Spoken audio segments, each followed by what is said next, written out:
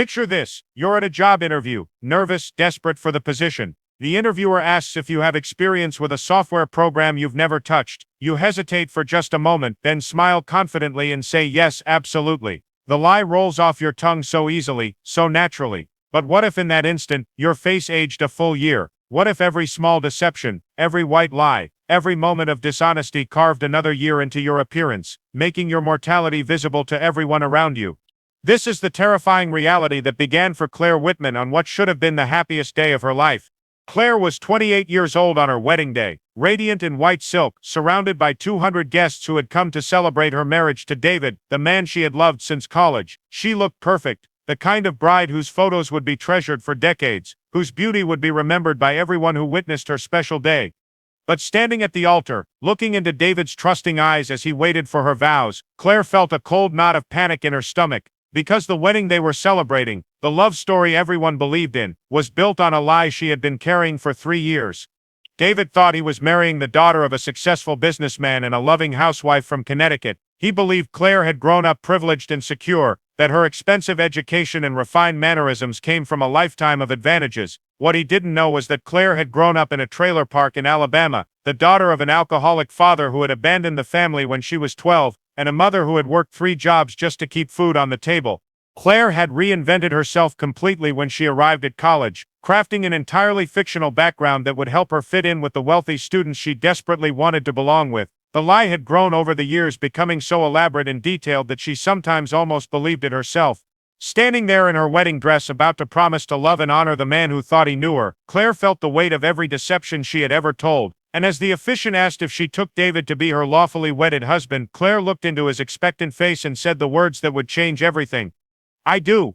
The moment the words left her lips, Claire felt something shift deep in her cells, as if time itself was accelerating through her body. Her dress suddenly felt loose around her waist. Her carefully styled hair felt different against her neck. And when she caught her reflection in David's eyes, she saw something that made her blood freeze.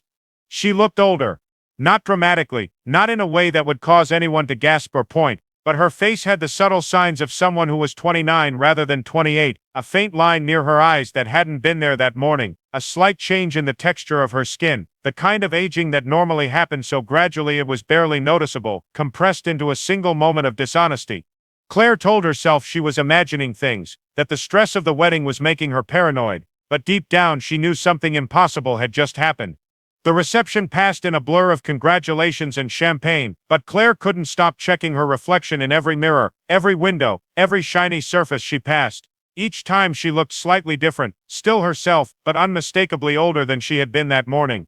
It wasn't until the honeymoon, when David commented casually that she looked tired in their vacation photos, that Claire realized the change wasn't in her imagination. Something had happened during the wedding ceremony, something that had aged her in response to the fundamental lie she had told by marrying David under false pretenses.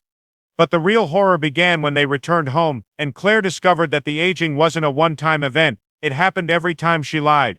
The first test came when David's mother called to chat about married life. During the conversation, she asked Claire about her family's reaction to the wedding photos. "Oh, they loved them," Claire said automatically, though she hadn't spoken to her real family in years, and had never sent them any photos. "My mother said I looked just like she did on her wedding day." The moment she hung up the phone, Claire felt that familiar cellular shift. When she looked in the mirror, she saw the face of a 30-year-old woman looking back at her. Over the following weeks, as Claire tested the boundaries of her condition, she discovered the terrifying rules that now governed her existence. Every lie, no matter how small, added exactly 1 year to her apparent age. It didn't matter if the lie was told to protect someone's feelings, to avoid conflict, or to cover up mistakes. Her body responded to dishonesty with ruthless precision. When she told a telemarketer she wasn't interested in a product she actually wanted, she aged a year. When she told David's friend that she loved her haircut when she thought it was hideous, another year. When she called in sick to work because she wanted to go shopping instead, yet another year disappeared from her youth. Within 2 months of her wedding, Claire looked 35 years old. People began commenting on how mature she seemed, how marriage had changed her. David, still believing he was married to the woman he fell in love with, attributed her changing appearance to the stress of adjusting to married life. But Claire knew the truth. Every time she opened her mouth to speak anything but absolute honesty, she was literally aging herself out of existence. The discovery of her condition forced Claire to confront the devastating reality of how much of her life had been built on deception. Not just the big lie about her background, but the thousands of small lies that most people told without thinking, social pleasantries, diplomatic evasions, face-saving fabrications that smoothed the rough edges of daily interaction. Claire realized she faced an impossible choice: either tell the truth about everything and risk destroying her marriage and the life she had built, or continue lying and watch herself age into an elderly woman while David remained young. The internal struggle consumed her. Every conversation became a minefield, where one false word could cost her another year of life. She began speaking less, carefully weighing every word before she said it. She avoided social situations where polite lies were expected. She became a master of deflection, answering questions with questions, changing subjects before she was forced to choose between honesty and aging. But the most unbearable moments came when David asked direct questions about her past, her family, her feelings. Each conversation required split-second decisions: age herself with lies or potentially destroy her marriage with truth. The breaking point came 3 months after the wedding, when Claire caught sight of herself in a department store mirror and saw a 42-year-old woman staring back. She had aged 14 years in 3 months, and the transformation was beginning to be noticeable to everyone around her.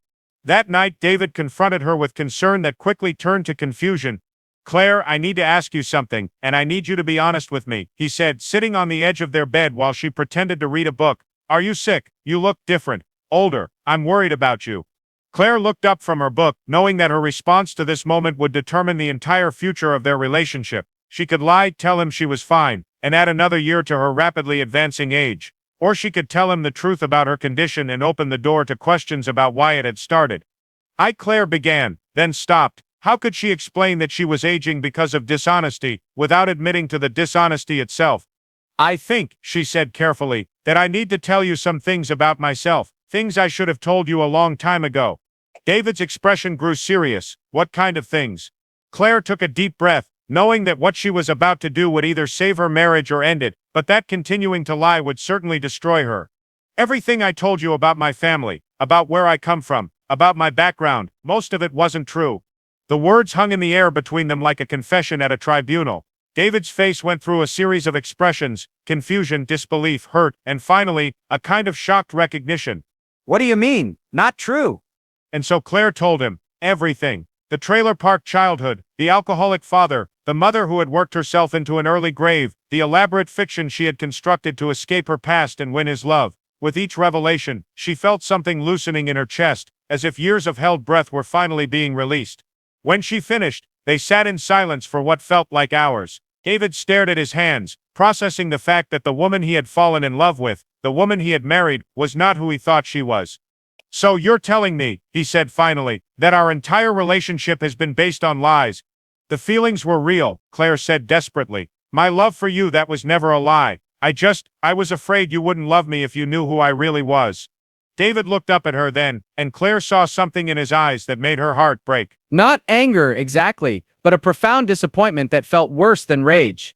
"How could you think so little of me?" he asked quietly. "How could you think my love was so shallow that it depended on where you went to high school or what your father did for a living?" Claire had no answer for that question, because the truth was even more shameful than her lies. She had thought so little of herself that she couldn't imagine anyone loving her authentic self. The conversation that followed was the most difficult of Claire's life, but also the most liberating. For the first time since her wedding day, she spoke with complete honesty about everything: of her fears, her shame, her desperate desire to be worthy of David's love, her terror that the truth would drive him away. And something miraculous happened. As Claire spoke her truth, as she let David see her real self without the protective shield of fabrication, she felt her body changing again. But this time, instead of aging, she was growing younger. By the time they finished talking, Claire looked like herself again, 28 years old, the age she had been on her wedding day. The aging that had occurred from months of lies had somehow reversed itself through the act of complete honesty. "I don't understand what's happening to you physically," David said as dawn broke outside their bedroom window. "But I understand that you've been carrying this fear for years, and that it made you feel like you had to be someone else to be loved." He reached out and took her hand. "I won't lie to you, Claire. I'm hurt that you didn't trust me with the truth, and I'm going to need time to process all of this. But I didn't fall in love with your family background or your bank account. I fell in love with you, your sense of humor, your intelligence, your kindness, your determination. Those things were real, weren't they?" Claire nodded, tears streaming down her face. "Yes, those were real." "Then we have something to build on," David said. "But from now on we build it on truth. No more lies, no matter how small, no matter how much you think they might protect me or protect us. Can you promise me that? Claire looked into his eyes and made the most important vow of her life. I promise. What followed was the most challenging and transformative period of Claire's existence. Living without lies was like learning to walk again after a lifetime of using crutches. She had to relearn how to navigate social situations, how to express disagreement without being cruel, how to be diplomatic without being dishonest. The first few weeks were brutal. Claire discovered that she had been using small lies as social lubricant for her entire adult life. When friends asked for her opinion on things she disliked, when colleagues made assumptions she wanted to correct, when strangers made small talk about subjects she knew nothing about, all of these situations had previously been managed with tiny harmless lies that kept interactions smooth and pleasant. Now Claire had to find new ways to be kind without being false, to be tactful without being deceptive. She learned to say, I'm not sure about that instead of pretending to know things she didn't. She discovered that I'd rather not discuss that was often more effective than making up stories. She found that admitting ignorance or uncertainty was less embarrassing than she had imagined. But the most difficult challenge came when people asked about her past. Claire's friends and colleagues had built relationships with the fictional version of herself she had presented for years. Now she had to decide how much truth to reveal and how to correct misunderstandings without destroying relationships. She started with her closest friends, carefully explaining that she had exaggerated certain aspects of her background and wanted to be more honest going forward. Some relationships survived this revelation, others didn't. Claire discovered that some people had been friends with her image rather than her authentic self, and losing those connections, while painful, was ultimately liberating. At work, Claire began admitting when she didn't know things instead of bluffing her way through conversations. She stopped taking credit for ideas that weren't entirely hers. She acknowledged mistakes instead of covering them up. To her surprise, her honesty enhanced rather than damaged her professional reputation. Colleagues began trusting her more, seeking her opinion more frequently, and relying on her judgment because they knew she wouldn't tell them what they wanted to hear instead of what they needed to know. The physical effects of Claire's commitment to honesty were remarkable. Not only did she stop aging from lies, but her overall health improved dramatically. She slept better, experienced less anxiety, and felt a lightness of being that she hadn't experienced since childhood. It was as if the energy she had been using to maintain her false persona was now available for other aspects of living. But perhaps the most profound change was in her relationship with David. As they rebuilt their marriage on a foundation of truth, their connection deepened in ways Claire hadn't known were possible. Without the constant effort of maintaining her fabricated identity, Claire could be fully present with her husband. Their conversations became more meaningful, their intimacy more genuine, and their trust more complete. David, for his part, worked through his hurt and disappointment with the help of counseling and long conversations with Claire about why she had felt the need to lie. He began to understand that her deception had come from insecurity, rather than malice, from a deep fear of being unworthy of love, rather than a desire to manipulate or control. 6 months after Claire's confession, they renewed their wedding vows in a small ceremony with just immediate family present. This time, when Claire said "I do," she meant it completely, without reservation or hidden agenda, and her reflection in David's eyes showed a woman who looked exactly her age, 28 years old, but with a depth and authenticity that made her more beautiful than she had ever been. But Claire's transformation had implications beyond her personal relationships. Word of her unusual condition, though not the details of how she had discovered it, spread through certain circles interested in consciousness research and paranormal phenomena. Dr. Sarah Chen, the quantum physicist who had studied other cases of consciousness-reality interaction, reached out to Claire through a carefully worded email that suggested she might have insights into what Claire was experiencing. Mrs. Whitman, Dr. Chen wrote, I realize this may sound unusual, but I am a researcher studying cases where human consciousness appears to interact with physical reality in ways that challenge conventional understanding. If you have experienced anything that might relate to this area of research, I would be honored to speak with you about your experiences. Claire's initial instinct was to ignore the email. She had no desire to become a research subject or to publicize her condition. But something about Dr. Chen's respectful approach and her emphasis on consciousness rather than the paranormal made Claire curious enough to respond. Their first conversation revealed that Claire's experience was not entirely unique. Dr. Chen had documented cases of individuals whose physical bodies responded to moral or ethical choices in impossible ways. A man whose scars healed when he forgave people who had hurt him. A woman whose hair turned gray when she held grudges but returned to its natural color when she let them go. A child whose height changed based on how kindly he treated others. What you're experiencing, Dr. Chen explained, appears to be what we call ethical embodiment, a condition where the body manifests the moral weight of choices and actions. It's as if your consciousness has become directly connected to your physical form in a way that makes integrity literally life-preserving. Dr. Chen's research suggested that Claire's condition might be part of a larger phenomenon affecting people who had reached certain thresholds of moral crisis or spiritual development. The aging through-lays wasn't a punishment but a kind of biological feedback system that made the consequences of dishonesty immediately visible. Have you always been particularly sensitive to ethical questions? Dr. Chen asked during one of their sessions, even before your condition manifested. Claire considered the question carefully. Looking back, she realized that she had always felt physically uncomfortable when lying, even as a child. She had experienced stomachaches, headaches, and sleeplessness after telling lies, but had attributed these symptoms to guilt rather than considering that her body might be responding directly to her dishonesty. I think, Claire said slowly, my body was always trying to tell me something about the cost of lying, but I wasn't listening. Dr. Chen nodded. What we're finding in our research is that some individuals seem to have naturally enhanced connections between their ethical awareness and their physical experience. Your wedding day lie may have been significant enough to push your system past a threshold where the connection became impossible to ignore. The research revealed something both fascinating and disturbing. Claire's condition was permanent. Even if she told no lies for the rest of her life, her body would continue to respond to dishonesty with aging. She had become in essence a living lie detector, whose very appearance would betray any return to deception. But rather than finding this prospect terrifying, Claire discovered it was liberating. The certainty that lies would visibly age her eliminated the temptation to be dishonest. She no longer had to wrestle with decisions about whether small lies were worth their consequences. Her condition had made the cost clear and immediate.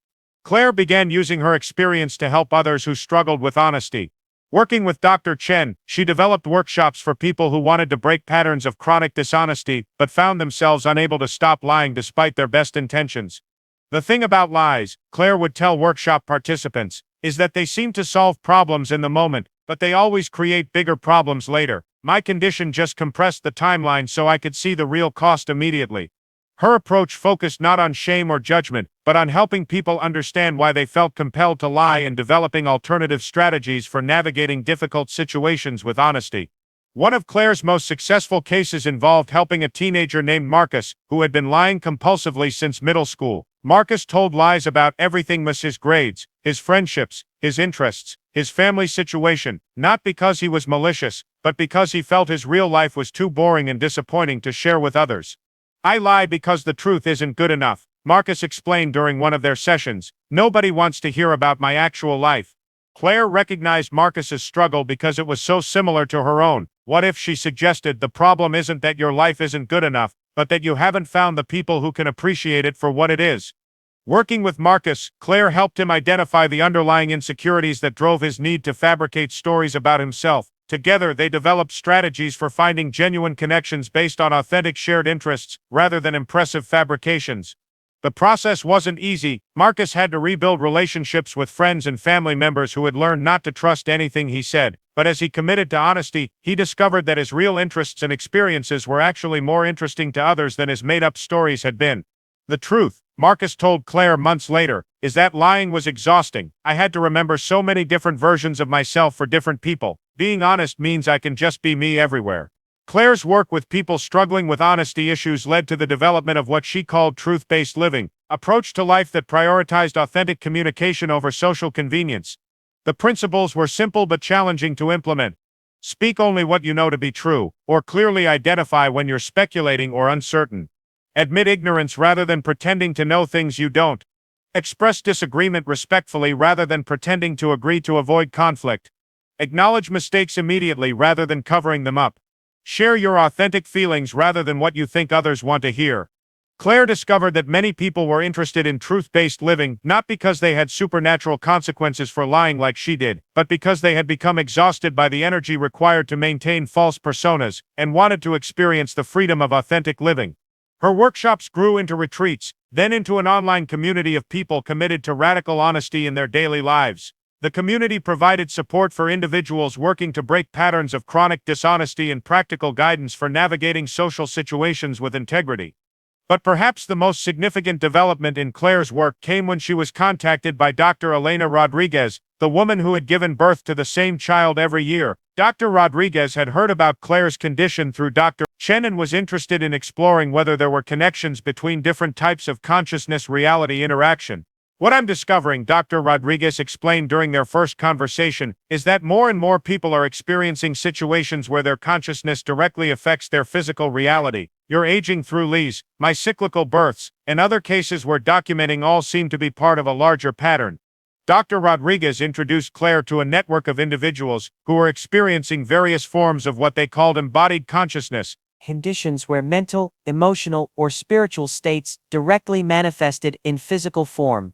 Claire found herself part of a growing community of people who had been transformed by impossible experiences that forced them to live with greater integrity, awareness, and authenticity than they had previously imagined possible. The network provided not just support but also research opportunities. Scientists studying consciousness and reality interaction were eager to work with individuals who could demonstrate measurable physical responses to non-physical phenomena. Claire participated in controlled studies where researchers documented her aging response to lies told in laboratory settings. The results provided some of the first scientific evidence that consciousness could directly influence physical aging processes in real time. But more importantly for Claire, the research helped her understand that her condition was not a curse or punishment, but an opportunity to live with a level of integrity that most people could only aspire to. Years later, when researchers would look back on this period of human consciousness development, they would identify cases like Claire's as early indicators of an evolutionary shift in human awareness, a movement toward embodied authenticity that made deception literally unsustainable. But for Claire, the most important outcome of her transformation was personal. She had learned to love herself enough to tell the truth about who she was. She had built a marriage based on authentic connection rather than carefully maintained illusion, and she had discovered that living without lies, while initially challenging, ultimately provided a freedom and lightness of being that no amount of successful deception could match. The woman who aged with every lie had become someone who grew younger through truth, not physically, but in spirit, discovering that authenticity was the ultimate anti-aging treatment for the soul.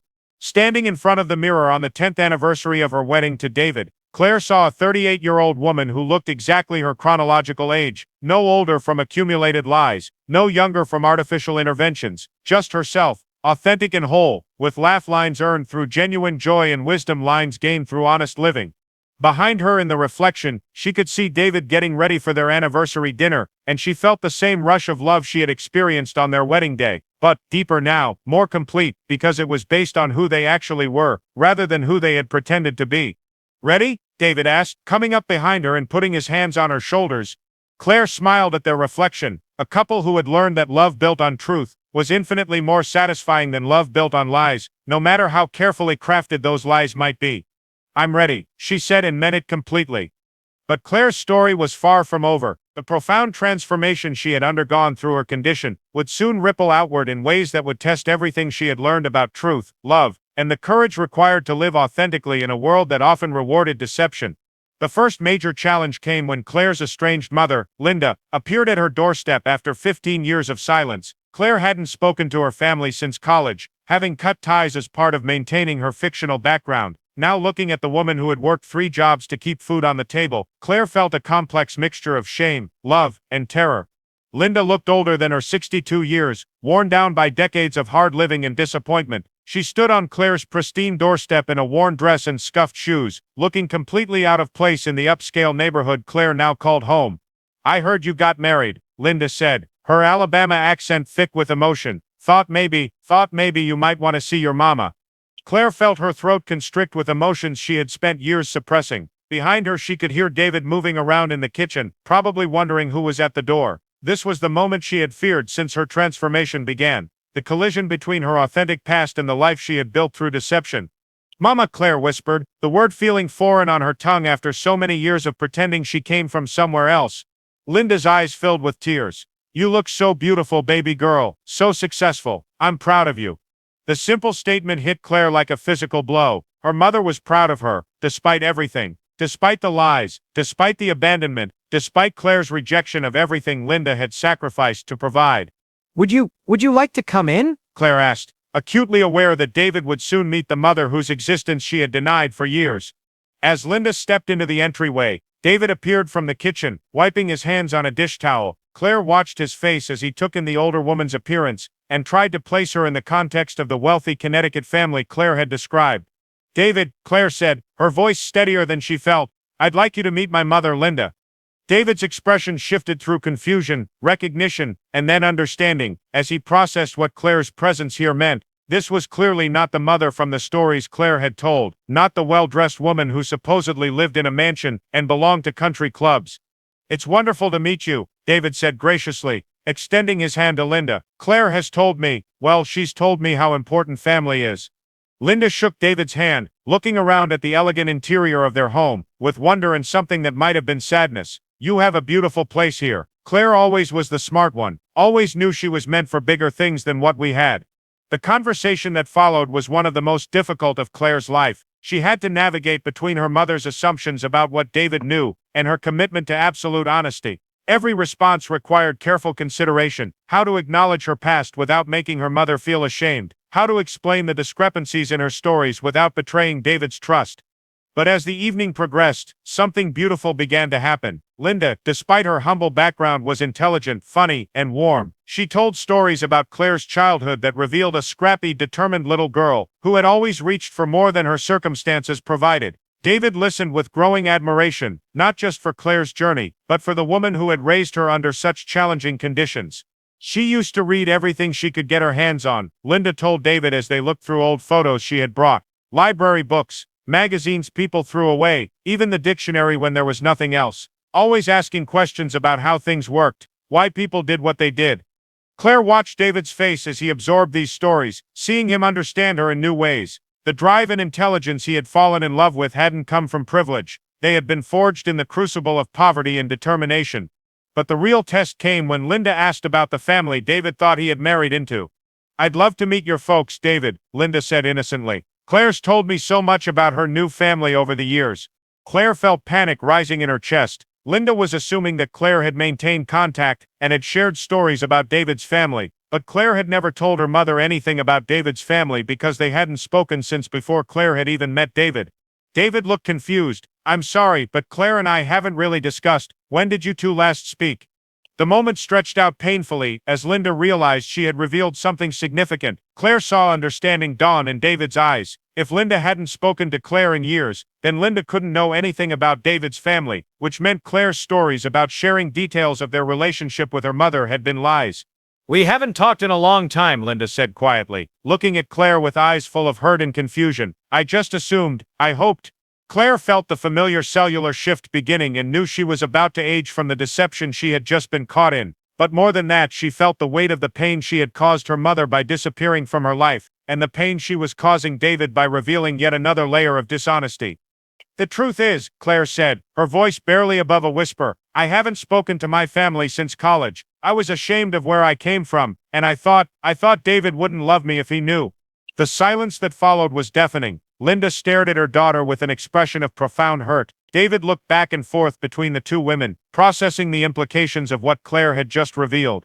"You were ashamed of me," Linda said finally, her voice breaking. "Ashamed of everything I worked for, everything I sacrificed to give you opportunities." "No, Mama," Claire said desperately. "I was ashamed of myself, ashamed that I wasn't strong enough to be proud of where I came from, ashamed that I cared more about fitting in than about honoring the woman who raised me." Linda stood up slowly, gathering her purse and the photo album she had brought. "I should go. I shouldn't have come without calling." "Please don't leave," Claire begged. "Not again. I know I don't deserve it, but please give me a chance to make this right." Linda paused at the door, looking back at her daughter with eyes that held 15 years of longing and disappointment. "You know what hurts the most, baby girl? It's not that you were ashamed of being poor. It's that you thought so little of the love I gave you that you threw it away for people who didn't even know your real name." After Linda left, Claire and David sat in their living room in silence, both processing what had just occurred. Claire could feel that she had aged from the deception about maintaining contact with her family, but the physical aging felt insignificant compared to the emotional devastation of hurting her mother again. "How long has it been since you spoke to her?" David asked finally. 15 years, Claire admitted. "I cut off all contact when I started college. I told myself it was necessary to become the person I wanted to be." David was quiet for a long moment. "Who else doesn't know about me, about us, about the life we've built together?" Claire realized with horror that David was beginning to understand the full scope of her deception. Not only had she lied about her background, but she had lied about sharing their relationship with her family. Their wedding, their marriage, their love, none of it had been acknowledged or celebrated by the people who had raised her. "No one from my real life knows about you," Claire whispered. You're married to someone whose own family doesn't even know you exist. The revelation shattered something fundamental between them. David had believed that their love was real, even if Claire's background was fabricated, but discovering that she had hidden their entire relationship from her family made him question whether anything about their connection was genuine. I need some time to think, David said, standing up from the couch. I need to understand who I'm actually married to.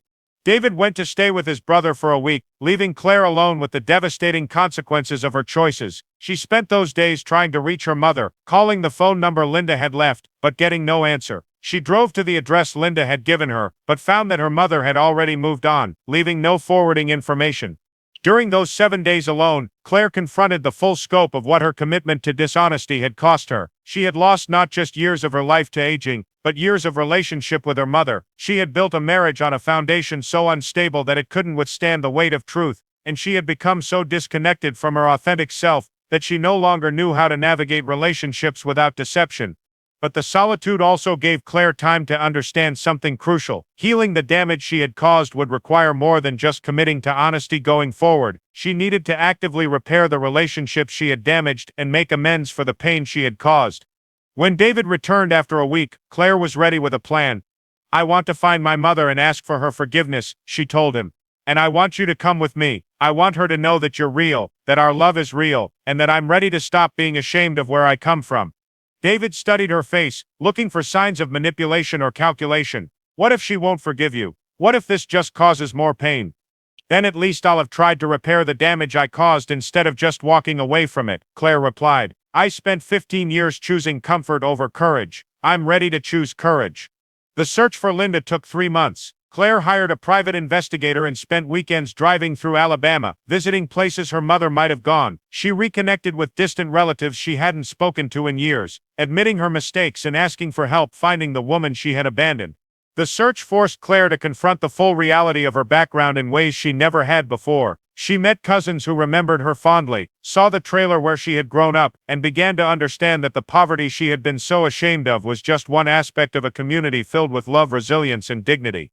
Your mama never stopped talking about you, one of her aunts told her. Even when it hurt her to wonder where you were, she'd tell people about her daughter who was so smart, so determined. She always believed you'd do something important with your life. Each conversation revealed more about the depth of pain Claire's disappearance had caused, but also about the enduring love her family felt for her despite her abandonment. They finally found Linda working at a diner in Montgomery, Alabama. She had taken the job after moving away from Claire's visit, needing to start over somewhere no one knew about her disappointment. Claire and David drove to Montgomery on a Saturday morning, both nervous about the confrontation ahead. They found Linda during her lunch break, sitting outside the diner smoking a cigarette and looking older than she had just 3 months earlier. When Linda saw Claire approaching, her expression hardened into defensive anger. What do you want now? She asked, not getting up from the plastic chair where she sat. I want to apologize, Claire said, for everything, for abandoning you, for being ashamed of you, for choosing my pride over your love. Linda looked skeptical. And what brought on this sudden change of heart? Claire glanced at David, then back at her mother. I learned that lying about who I am was aging me faster than time itself, literally, and I realized that the biggest lie I ever told wasn't about my background. It was pretending that I could be happy without the people who loved me first. Linda stubbed out her cigarette and really looked at her daughter for the first time. You do look older, she said quietly, older than you should. Every lie I told added a year to my age, Claire explained. And the biggest aging happened when I lied about not needing you, not missing you, not regretting every day that I stayed away. Linda's expression softened slightly. That's the strangest thing I ever heard. Mama, I'd like you to really meet my husband David. He knows everything now. About the trailer, about your jobs, about how hard you work to give me opportunities. And he thinks you're amazing. David stepped forward. Mrs. Whitman, Claire has told me about the sacrifices you made for her education, about working 3 jobs to keep your family together, about raising a daughter who was strong enough to reach for dreams that seemed impossible. I'm honored to meet the woman who created someone capable of such determination. Linda looked between her daughter and David, processing the sincerity in both their faces. You really told him about all of it. All of it, Claire confirmed. And he loves me anyway. He loves me because of where I come from, not in spite of it. What followed was the second most difficult conversation of Claire's life, but also the most healing. Linda talked about the pain of losing her daughter, the years of wondering what she had done wrong, the shame of having raised someone who was embarrassed by her love. Claire listened without defending herself, accepting responsibility for the pain she had caused. She talked about her own shame and fear, about the toxic messages she had internalized about worth and success, about the terrible loneliness of pretending to be someone else. I thought I was protecting myself, Claire said, but all I was doing was cutting myself off from the best parts of who I am. The determination, the resilience, the ability to work for what I want. I learned all of that from you. David watched this reunion with growing understanding of why he had fallen in love with Claire. The strength and authenticity he had always sensed beneath her polished exterior came from this woman who had raised her daughter to believe she could achieve anything. I want to know about your life, Linda said to David. I want to hear about how you met, about your wedding, about everything I missed. David spent the afternoon sharing stories about their relationship, showing Linda photos on his phone, describing the wedding she had never been invited to. Linda listened with the hunger of a mother who had missed years of her daughter's most important moments. I wish I could have been there, Linda said, looking at their wedding photos. She looked so beautiful, so happy. We want to do it again, Claire said suddenly, the idea forming as she spoke. We want to have another ceremony, a real one this time, where you're not just invited but honored, where I marry David as the daughter of Linda Whitman, not as some made-up person from Connecticut. Linda's eyes filled with tears. You'd do that. Mama, I've learned that the truth doesn't diminish love, it deepens it. David loves me more completely now that he knows where I really come from. I want to celebrate that truth, not hide from it. The second wedding ceremony took place 6 months later in a small church in Claire's hometown. Linda wore a dress that Claire bought for her. David's family met Claire's extended family, and everyone celebrated the love between two people who had learned that authentic connection was worth more than any carefully maintained illusion. But the most meaningful moment came when the pastor asked if Claire took David to be her husband. This time when she said I do, she meant it as Linda's daughter, as someone who had grown up poor but rich in love, as a woman who had learned that her true strength came not from reinventing herself but from honoring where she had come from. The cellular shift Claire felt this time was different, not aging, but a sense of coming home to herself, of all the fractured pieces of her identity finally fitting together into a coherent whole. The years that followed brought Claire and Linda closer than they had ever been. Linda moved closer to Chicago and became the grandmother David's family had always hoped for. Claire's work helping others live more truthfully expanded to include helping people reconcile with family members they had abandoned in pursuit of different identities. Dr. Chen's continued research into Claire's case revealed something remarkable. The aging process that occurred when Claire lied was accompanied by measurable stress on her cellular structure, while truthful communication actually seemed to have anti-aging effects at the molecular level. But perhaps the most significant discovery was that Claire's enhanced sensitivity to the physical effects of dishonesty had made her extraordinarily skilled at detecting deception in others. She could sense when people were lying with accuracy that exceeded trained investigators. It's not that I can read minds, Claire explained to researchers. It's that I've become so sensitized to the energy of deception that I can feel it when it's present. Lies have a quality that feels different from truth. This ability led to Claire being consulted on difficult cases where determining truth was crucial, but Claire was careful about how she used this ability. Her role was not to expose others' lies but to help them find the courage to tell their own truth.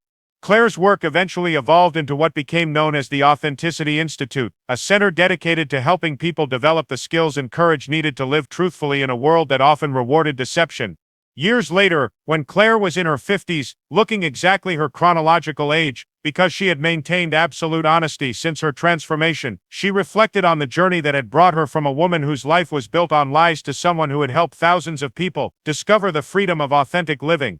Standing in the same church where she had renewed her wedding vows with David and her mother present, now officiating at the wedding of one of her former workshop participants, Claire felt profound gratitude for the condition that had initially seemed like a curse. The woman who aged with every lie had become someone who helped others grow younger in spirit through truth, discovering that the courage to be authentic was perhaps the most powerful anti-aging treatment available to human consciousness. As she watched another couple commit to building their love on foundation of truth, rather than illusion, Claire smiled with the satisfaction of someone who had learned that the price of authenticity, no matter how high it might seem, was always worth paying for the freedom it provided.